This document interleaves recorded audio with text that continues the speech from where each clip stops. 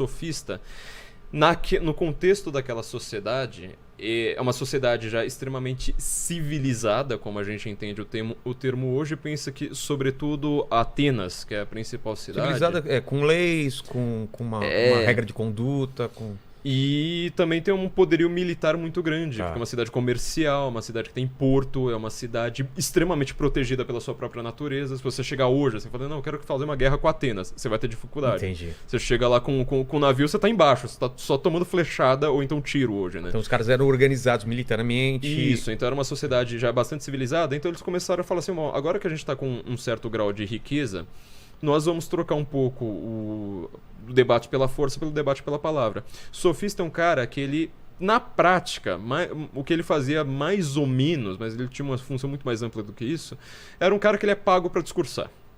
Tá? Ele é um cara pago para fazer discurso. Então, em querelas jurídicas, ele faz o papel do advogado. Às vezes também faz o papel do juiz.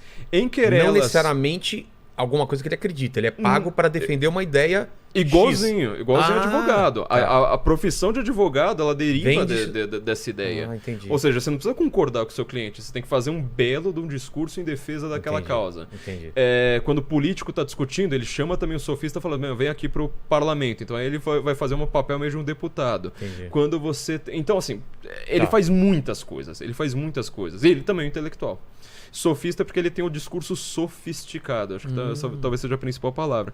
Bom, e aí você tem essa briga, né, entre a filosofia... Bom, vai aparecer alguém que fala assim, não, mas tá... Tem muito discurso sofisticado de um lado para o outro, eu estou encantado com todos, não consigo tomar uma posição. Como é que eu saio da mera opinião, né, da doxa, e eu vou chegar a um conhecimento do que é verdadeiro nesse discurso ou não? É aí que surge a filosofia, é aí que vai aparecer o Sócrates.